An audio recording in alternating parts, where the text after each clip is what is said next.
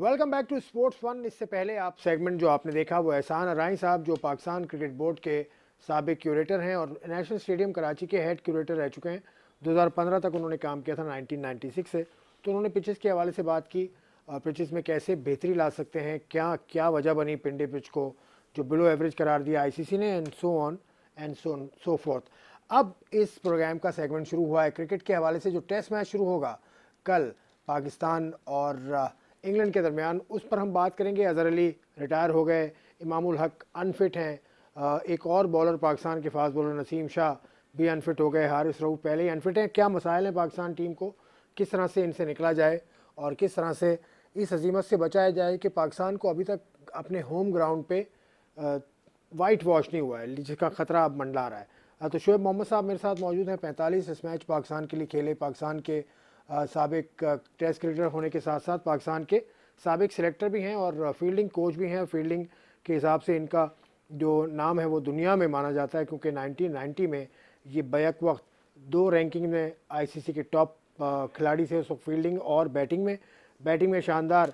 इनका डिफेंस के हवाले से हम बात करते हैं। यूनुस खान, क्या मैं आपको याद कराऊँ तो यूनुस ने कहा था कि अगर गेंद को ऑफ स्टंप के बाहर छोड़ना सीखना है तो वो यूनुस खान से सीखें। मैं बैठा हुआ था उस तकरीब में जब ये यूनुस ने बात की। बड़ी खुशी होती है शोएब मोहम्मद साहब से, हमेशा हम गुफ्तगू जब भी करते हैं। अस्सलाम वालेकुम शोएब भाई, कैसे हैं? वालेकुम सलाम।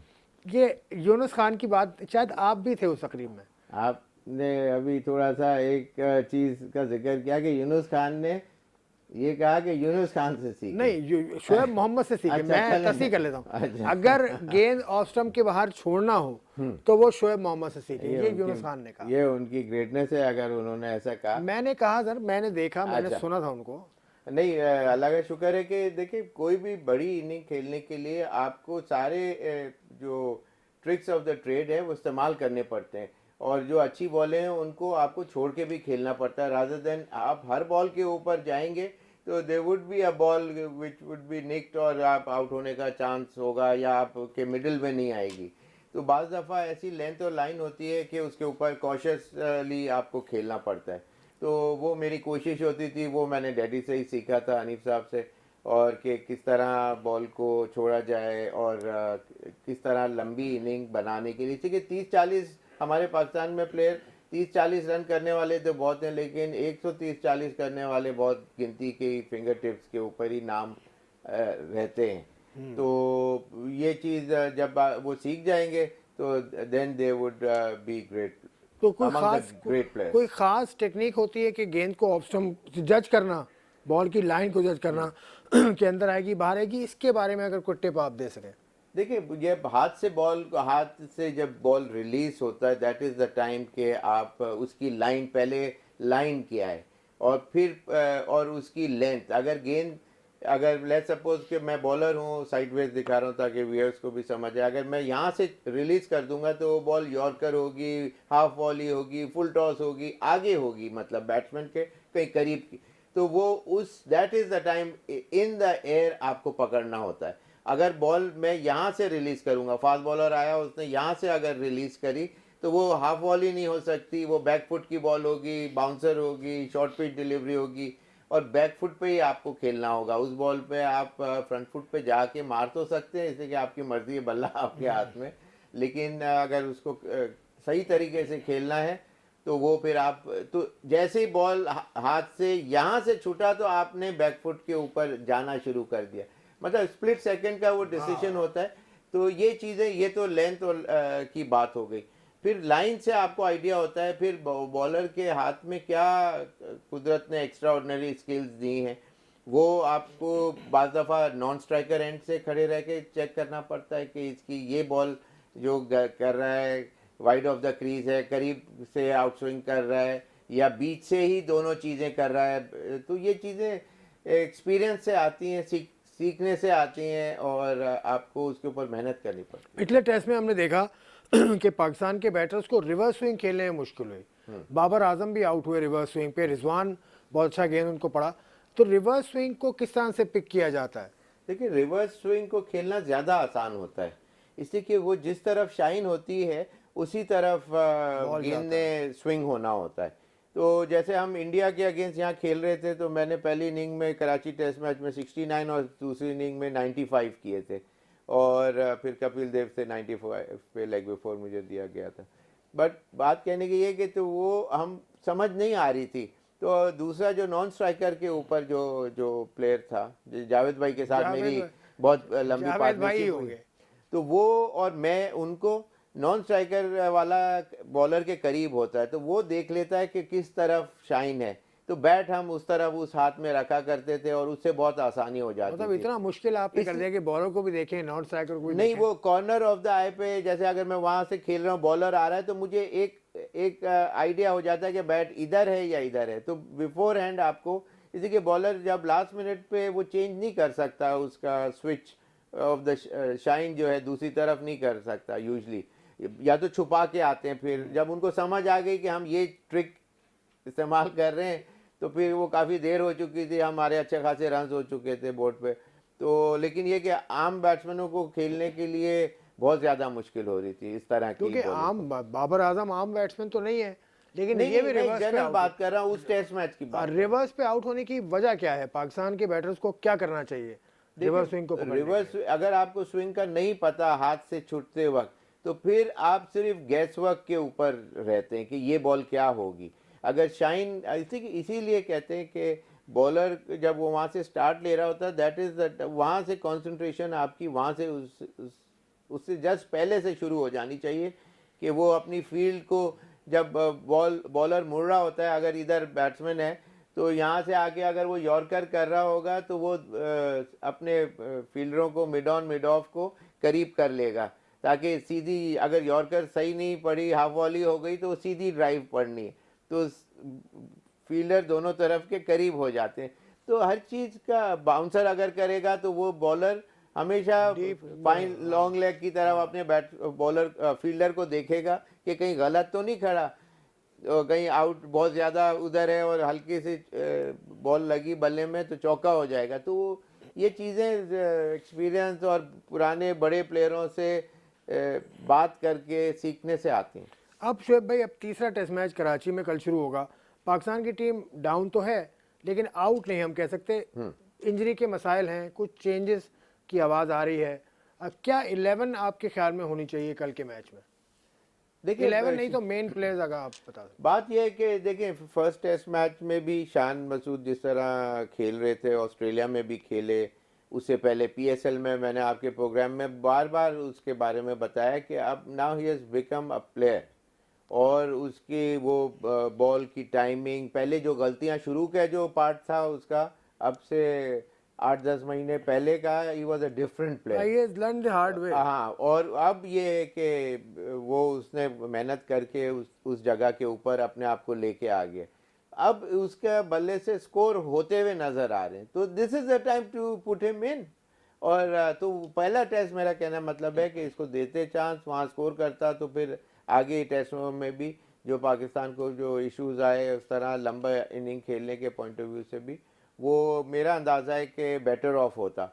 लेकिन कल चांसेस हैं कि वो खेलेंगे, और फिर अजहर अली के लिए अभी कुछ क्या कहा अजहर अली नहीं तो जा सकता, कि रिटायर हो गया। रिटायरमेंट तो दे दी है उन्होंने, जैसा अभी आपने बताया, लेकिन हो सकता है कि उसको एक फेयरवेल टेस्ट दें, इसलिए कि ये लास्ट वो है, सीरीज़ का मैच है, सीरीज़ ख़त्म हो चुकी है, तो मे बी, लेकिन पाकिस्तान में ऐसा होता नहीं है कि किसी को खास ग्रैंड इंजमाम को दिया था, फिर इंजमाम को टेस्ट नहीं था लेकिन वनडे था जिम्बाब्वे के खिलाफ जी जी जी, 2007 में, लेकिन वो इंजमाम के वक्त की सूरत हाल कुछ और थी। था। हाँ, तो बाकी बॉलर्स में ये है कि definitely they have to seek a new bowler, और उसके अंदर अभी एक वो जो मोहम्मद वसीम जूनियर जो हैं उनका, लेकिन आई विश के अब बहुत से कुछ अच्छे फास्ट बॉलर्स थे, जैसे मीर हमजा का बहुत अच्छा चांस था, is very tough and fit, और स्विंग करने की एबिलिटी रखता है, उसको चांस दिया जा सकता था। Is out of squad. जी जी, मैं उसको चांस का ऐसा है कि जनरल बात कर रहा हूँ। जब तक आपकी टीम मैनेजमेंट नहीं कहेगी, रिप्लेसमेंट नहीं मांगेगी, हाँ, तो टीम मैनेजमेंट खामोश है, रिप्लेसमेंट मांगा ही नहीं उन्होंने। नहीं तो नेचुरली सिलेक्शन कमेटी के जो मेंबर्स या जो चीफ सेलेक्टर हैं, उनको चाहिए ना कि वो अच्छे बॉलर्स को उनके बारे में फीडबैक दें। अगर फिटनेस नहीं है तो फिर अंडरस्टैंडेबल है कि फिटनेस नहीं है, लेकिन उन्होंने टाइम प्रूवन फैक्ट है कि वो बहुत अच्छा करते हैं, अब्बास बहुत अच्छा करते रहे। अभी मीर हमजा ने फर्स्ट क्लास मैच का पूरा सीजन नहीं खेला मीर हमजा ने, अच्छा, कम मैचेस खेले। मोहम्मद उमर जो सिंध का फास्ट बॉलर है वो बड़ी अच्छी फॉर्म में, मैंने उसको खुद देखा है खेलते हुए, फाइनल खेला सिंध ने। तो Mohammad Umar right arm fast bowler है, आपको मालूम है जी जी। वो बड़ा अच्छा प्रोस्पेक्ट नजर आता है, लेकिन अभी तक मांगा नहीं गया रिप्लेसमेंट, हाँ, तो इसलिए रिप्लेस तो नहीं वो किया। फिर naturally they would want to go and stick with the one who had been playing probably. तो लेकिन ये कि खेले देखें जो भी, लेकिन ये कि जो एप्लीकेशन है एक प्लेयर के, जो पोटेंशियल है उसके ऊपर तो वो पूरा उतरे, या जो रिक्वायरमेंट है उसके ऊपर पूरा उतरे। तो बहुत सी चीज़ें हमने पिंडी वाले मैच के अंदर भी देखी, बहुत फील्डिंग लैप्सेस, बेताशा बाउंड्री के ऊपर ऐसे फील्डिंग हो रही थी कि जैसे एक एक हाथ से फील्डर डाल रहे हैं, और वो चौके कितने मैंने देखे कि उस तरह होते चले गए। समथिंग का रेट था इंग्लैंड का रन बनाने का, जी जी, 7.5 के करीब। वो तो सेकंड इनिंग में 7.5 था, पहली इनिंग में 6 पॉइंट 6 पॉइंट समथिंग, बिल्कुल सही कहा। तो बात यह है कि फिर बॉलिंग के अंदर शॉर्ट पिच बेताशा देखने में आई कि वो उनका रोल बैक होके पुल बहुत मारे। इसका मतलब है कि लेंथ जो है वो शॉर्ट ऑफ लेंथ, जब आप इजी बैटिंग ट्रैक के ऊपर आप करेंगे तो फिर you are bound to get hit, और वो चीज़ देखने में आई। फिर एक दफ़ा जब रन सामने टोटल पे स्कोर बोर्ड पे लग जाता है तो फिर बड़ा मुश्किल होता है बैट्समैन को उसको सरवाइव करना। 600 इज़ अ मैमथ टोटल। तो हमारे बैट्समैनों ने फिर जाहिर सी बात है उनकी, देखिए फ़र्क है, एक दो चीज़ें जो मैंने नोट की, उनके तमाम पिछले टेस्ट मैच में बैट्समैन जो हैं वो टोटली सिर्फ फ्री हिट मारते हुए आउट हुए, वेयर एज हमारे डिफेंस करते हुए आउट हुए। हमारे बैट्समैनों का टोटली माइंडसेट टोटल, वो जो कि सही अच्छी बात है, लेकिन वो अगर चाहते तो वहाँ से और स्ट्रेच करा जा सकता था, उनके स्कोर ज़्यादा हो सकता था। मीनिंग कहने की बात ये आसिफ भाई कि उन हमारे बैटिंग के अंदर और बॉलिंग के अंदर लेग क्लस्टर नज़र आई बहुत। जो मतलब एक जो टेस्ट मैच खेल रहे हैं ना, मुल्क को रिप्रेजेंटेशन करें, you can not be a student right at the top, you got to be a teacher, जहाँ आप सिखाने वाले बने।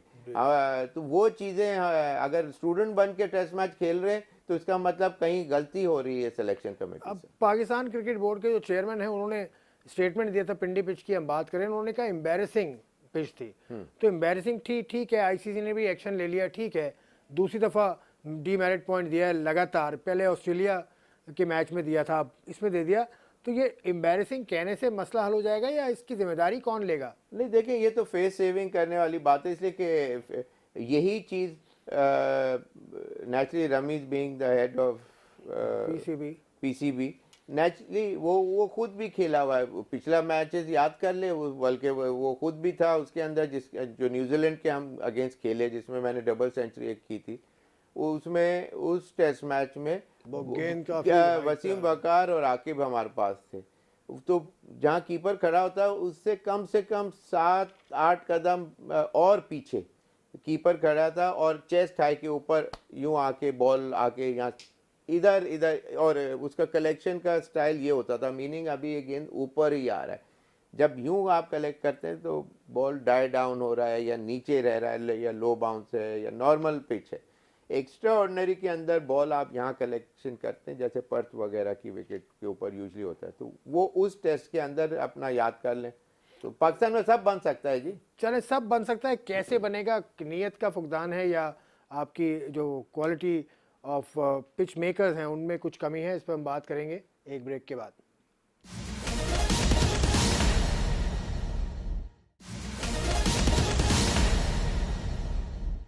Welcome back to sports one. Shoaib Mohammad साहब की बातें आप सुन रहे हैं। हम तीसरा जो टेस्ट मैच है उससे कबल जो पिंडी में टेस्ट मैच पाकिस्तान ने खेला था पहला, उसकी पिच के हवाले से हम बात कर रहे हैं। तो ये इसमें पाकिस्तान क्रिकेट बोर्ड का ही कसूर होगा फिर, किसी डीमेरिट पॉइंट जो मिला है, क्योंकि ये दूसरा मुसलसल इस पिच के ऊपर हुआ। आपने बता दिया पिंडी पिच के ऊपर क्या क्या हुआ। हमने शोएब अख्तर का स्पेल भी, मुझे याद है शायद 5 विकेटें इन्होंने ली थी, शायद 18 रन दिए थे या 11 रन दिए थे। तो पिंडी पिच में जान तो है, लेकिन आप उसकी जान सारी निकाल देते हैं क्योंकि आपकी टीम में जान नहीं है।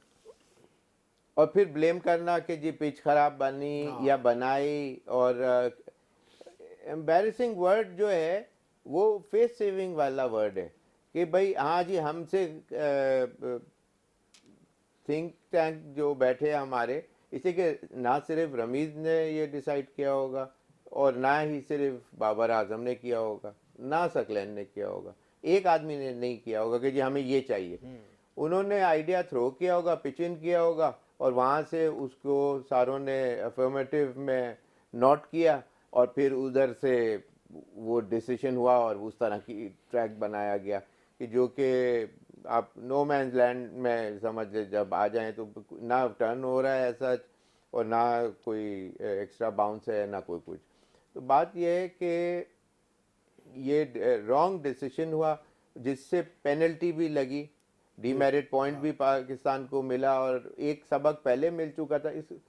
तो it's a clear intent of face saving Pakistan, इसलिए कि पाकिस्तान हारेगा तो बोर्ड के ऊपर फर्क आएगा, मीडिया ऑब्जेक्ट करेगा कि भाई ये क्या हो रहा है, और फिर at the same time batsman जितने हैं, जैसे बाबर बैट्समैन है तो वो उनकी भी ख्वाहिश ये होगी कि अच्छा जी लंबी बैटिंग मिले तो ज़्यादा अच्छा है, rather than struggling against faster और बिग टर्नर्स के ऊपर हम आके स्ट्रगल करें। बाज़ दफ़ा you got to be bold enough to go at the centre, और आप बड़े दिल के साथ अपना फिर आर्ट ऑफ बैटिंग या बॉलिंग, अगर आप बॉलर हैं तो वो आपको शो करना पड़ता है ना to the world, then only you tend to get recognised all throughout the world. अगर आपने सुपरस्टार बनने का स्टेटस हासिल करना है या टीम को हासिल करना है तो फिर आप मुश्किलात से बाहर निकलेंगे तो आपकी रिकग्निशन होगी। आप सुपरस्टार ऑफ द वर्ल्ड या best batsman in the world जब दुनिया मानेगी कि एक चाहे वो यंगस्टर हो, एक जनरली कोई भी बैट्समैन हो, कि जब मुश्किलात से टीम को निकाला जाता है, देन ओनली आपका जो हीरोइक्स जो है पूरी दुनिया में वो अंग्रेजी की फ्रेज है ना कि when the going gets tough the toughs get going, तो ऐसा होना चाहिए। अभी हमारे रमीज राजा साहब ने एक और बात की कि मैंने बाबर आजम को कहा था कि T20 माइंडसेट के प्लेयर्स लें, जिस पर बाबर आजम ने आज कहा है और इमामुल हक ने भी कहा है कि हमारा स्टाइल ऑफ प्ले जो है हम उसी पे रहेंगे, हमें ये मारधाड़ वाली। अच्छा, ये अच्छा पॉइंट है। बात ये कि जब आप प्रोड्यूस नहीं कर सकते टेस्ट क्रिकेटर्स, इसलिए कि आपके पास जो बैकबोन है, आपकी जो सिखाने वाले जितने लोग आपके पास, जो entourage of 230 odd people among the cricketers जो हैं बोर्ड के साथ अटैच, उनके अंदर वो क्वालिटी ऑफ वर्कमैनशिप नहीं है कि वो चीज़, एक अच्छी चीज़ ऐसी ट्रांसफ़र कर सकें बच्चे के अंदर या एक अच्छे प्लेयर के और अच्छा कर सकें और वो आके एक वॉल की तरह आ जाए। T20 क्रिकेट के अंदर जो है उसका अंदर तो 50-50 चांस होता है, और उनका माइंडसेट 30-40 रन का ही के परसेप्शन उनका जो है वो उससे ज़्यादा का होता भी नहीं है, और वो उसी तरह के वो एक गलत बॉल के ऊपर, वहाँ देखें स्लिपें नहीं लगी होती, वहाँ फील्ड प्लेसिंग डिफरेंट होती है, तो यहाँ आपको एंटाइस किया जाता है। आप बहुत से चौके उन लोगों ने पिंडी के मैच के आपके सामने मिसाल सामने है, वो जान के आपको ऐसे पक्का कर रहे थे, आप पक्का हो जाए, यहाँ से ये वाला रॉन्ग शॉट, फील्ड सारी इधर लेके इधर खाली छोड़ दिया, या इस एरिया को खाली छोड़ के इधर फील्ड ले ली और आपको कट खिला रहे, उसी के अंदर आपको उन्होंने फिर ट्रैप करके आउट किया। T20 माइंडसेट के प्लेयर्स की जरूरत नहीं है टेस्ट में। जब आप प्रोड्यूस नहीं कर सकते तो अभी आप इस तरह का लेम एक्सक्यूज देंगे। रमीज ने जो कहा कि जी ये कोई स्ट्रेटजी या प्लॉय, ऐसा नहीं है, ये वो प्लेयर्स हैं जो टेस्ट क्रिकेट में हर तरह की क्रिकेट खेलते हैं। ये तो इंग्लैंड आज इस तरह से खेल रहा है कि जी टेस्ट मैचेस में 7-8 रन के एवरेज से, ये दूसरी टीमों के अगेंस्ट इतना ज़्यादा थोड़ी कभी देखने में नहीं आता ना, इसलिए कि आपने उनको वो ले कर दिया है एक सिल्वर प्लेटर के अंदर, आए जी हमें मारें। तो ये वो चीज़, अगर आप मुश्किलात का सामना खुद नहीं कर सकते, इसलिए दूसरे को भी मुश्किलात में नहीं डाल रहे, इसलिए कि आपके अंदर वो कैपेबिलिटी नहीं है, आपने प्रोड्यूस नहीं कर सका, आपने जो इनकॉम्पिटेंट लोगों को वहाँ रखा हुआ है दोस्ती यारियां जब निभाने के लिए पूरा काम चल रहा है, तो जाहिर सी बात है कि फिर पाकिस्तान की फिक्र नहीं है आपको। कहाँ पे एनएचपीसी में रखे हुए हैं टीम के साथ इनकॉम्पिटेंट जो आपने कहा? 230 लोग हैं ना क्रिकेटर्स, कोचेस कोचेस में से, इसलिए कि वही प्रोड्यूस करेंगे ना। अंडर 13 वाले बच्चे को वो 4 साल के बाद अंडर 19 खेलेगा, अंडर 19 वाला उसके 2-4 साल के बाद टेस्ट क्रिकेट में आएगा। तो वो जो प्रोड्यूस होने की जो जो जो टनल है, फनल है, उधर से बच्चा एक प्रोडक्ट बन के निकलना चाहिए, बने ना कि उसको सिर्फ ये आता हो कि जी पाँव रखो और यूं करके क्रॉस हिट मार के चौका छक्का ले लो, 30-40 अच्छे किए और आउट होके आ गए, टीम चाहे हार जाए। तो इस तरह क्रिकेट के अंदर जो सुपर स्टार्स जो हैं, उन्होंने ग्रेट इनिंग्स ऐसे नहीं बिल्डअप करके अपने मुल्कों को ओवरऑल बात कर रहा हूँ, ऐसे नहीं जिताए जाते मैचेस। आके कंसिस्टेंसी दिखानी पड़ती है और लंबा लेके चलना पड़ता है। हसी ने आपको सिडनी के वो जो जिस मैच में जब सईद अजमल को जो यूसुफ जब कैप्टन थे, तो कैसा मैच आके उसने अपनी टीम का जो डेफिसिट कम किया, थोड़े से आगे रन्स करे, फाइट करा, उसने स्ट्रगल किया और फिर उसके बाद उनको पाकिस्तान को 100। तो ऑस्ट्रेलिया का सिस्टम ही तो यहाँ पर है, क्यों काम नहीं कर रहा? सिस्टम देखिए, तो मैंने अभी आपको इससे पहले क्या चीज बताई, कोचेस का जो है वो वहां से माइंडसेट। अगर खुद कोई जैसे बाबर आजम, हालांकि बाबर आजम जब अंडर 19 का प्लेयर था, मैंने इसकी वीडियो मुझे किसी ने दिखाई थी, हमारे पीसीबी के, मैं उस वक्त पाकिस्तान टीम के साथ अटैच था, शायद सेलेक्टर था या क्या था, तो उन्होंने मैंने कहा कि इसके अंदर ये गलतियां, ये इस तरह से ही आउट होता रहेगा। उसके कुछ अरसे 4 साल के अंदर उसने टोटली अपने आप को रिफॉर्म किया और फिर उसके बाद वो डिफरेंट स्टांस और डिफरेंट अप्रोच से बॉल के ऊपर खेलना शुरू किया, which was very balanced and he look a different player all together. तो वो चीज़ें वो उसने जिसके साथ भी मेहनत करके वो किया, खुद का माइंडसेट था, या हो सकता है किसी कोई एक्स प्लेयर हो, या ज़रूरी नहीं है कि एक्स प्लेयर भी हो। मंसूर राणा साहब का नाम आता है इसमें, अच्छा, जो आजकल मैनेजर हैं टीम के। हाँ, तो बहुत अच्छी बात है, जिसने भी बताया अच्छी चीज़ बताई। तो वो देखें, every now and then he is amongst the run getters for Pakistan, तो जहाँ से भी खेलता है वो। तो ये जो गलतियां हैं उसको अंडर द कारपेट करके और सिर्फ ये कह देना कि जी मैंने क्रिकेट खेली है, और आप मीडिया वाले जब वहाँ सामने बैठे होते, जाहिर सी बात है आप लोग वो नहीं कह सकते कि जी हमने भी खेली है। लेकिन अब Pakistan is a cricket literate country, Pakistan में हर किसी को क्रिकेट की एबीसी आती है। तो आप ऐसा गलत कि जी उन्होंने क्रिकेट खेली और किसी ने क्या गिल्ली डंडा खेला है या टेनिस बॉल से खेला है, क्या किया है।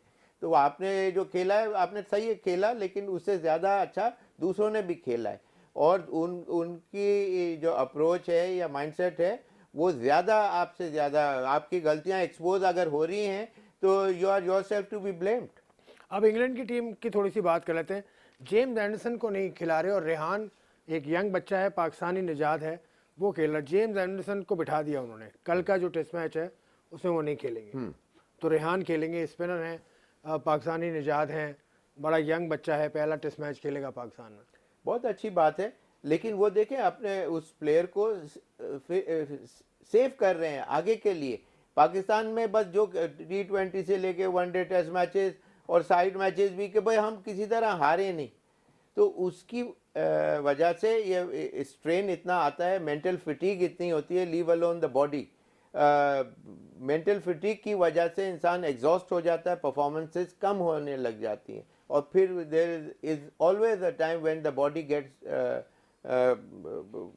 टायर्डनेस की वजह से ब्रोकन, जो muscle ruptures and all that, ये जैसे इमाम के साथ हो रहा है या शाहीन के साथ इंजरी हुई और उसको जल्दी वापस डीप एंड में थ्रो कर दिया उसको, ताकि पाकिस्तान को बचा ले किसी तरह, इसलिए कि आपके पास बैकिंग नहीं है। अभी आप ये देखें कि अगर ये पाकिस्तान का फास्ट बॉलिंग का अटैक है तो बहुत अफसोस है कि ये जिस तरह पिछला टेस्ट मैच खेला, ये कोई एक पाकिस्तान जैसा जहां इतने ग्रेट फास्ट बॉलर्स प्रोड्यूस हुए और बेतहाशा बच्चे फास्ट बॉलिंग अच्छी करते हैं, लेकिन उनमें से ये नहीं वो पोटेंशियल नजर नहीं आ रहा कि ये कोई 10 साल आके खेलेंगे। अजहर अली चले गए, चले अब खत्म हो रहा है प्रोग्राम, अजहर अली चले गए, अजहर अली के बारे में आपको क्या उनकी बात याद आती अजहर है? अली 2001 में मेरे साथ फर्स्ट टाइम बांग्लादेश के टूर पे गए थे, जब मैंने ये 7-8 नंबर पे बैटिंग करते थे। अच्छा, तो लेग मैंने स्पिन बॉलिंग करते थे ना ये? जी नेट नेट नहीं, leg right spin arm bowling leg spinner थे। हाँ,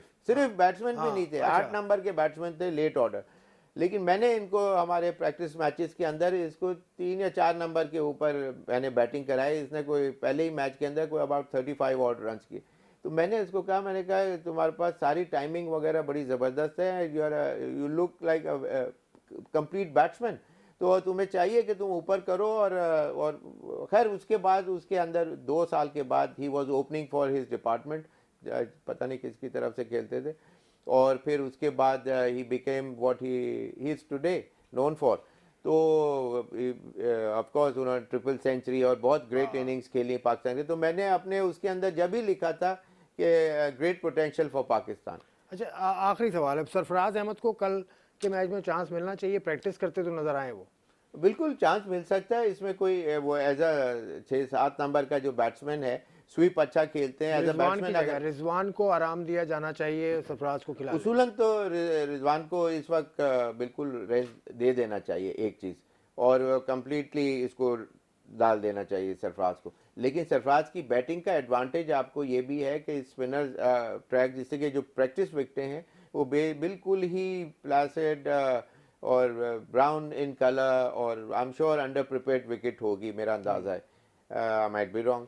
लेकिन ये कि प्रैक्टिस विकेट वही होगी जो मेन सेंटर विकेट पे होगी। तो रिलेट करता है ना इंसान के ये वाली विकेट पे हम वही प्रैक्टिस करें जो सेंटर में हमें मिलने वाली है। तो कराची का मेरा अंदाज़ा है कि ये हो सकता है कि मैच आइदर वे 4.25 दिन में भी ख़त्म हो सकता है। लेकिन बात यह है कि सरफराज अच्छे बैट्समैन है, 7 नंबर पे आके नवाज से he is a better competent player, street smart cricketer, और आई एम श्योर वो he must be eyeing, he is waited for such a long time period. तो आई एम श्योर के उसका चांस अच्छा भी है और वो अच्छा भी करेगा ज़रूर। चलें, ठीक है, बहुत बहुत शुक्रिया शोएब मोहम्मद साहब। बहुत बड़ी शुक्रिया। तफसील से बात हुई पाकिस्तान की पिचेस से लेकर रमीज़ राजा साहब के स्टेटमेंट से। हमने टीम कॉम्बिनेशन पर बात की, अजहर अली पर बात की, सरफराज अहमद को मौका मिलना चाहिए, ये कहना है शोएब मोहम्मद का। इससे पहले सेगमेंट में एहसान अराई से आपने पिचेस के हवाले से बात सुनी। स्पोर्ट्स फन के इस एपिसोड से मैं इजाज़त चाहूँगा। खुदा हाफिज़।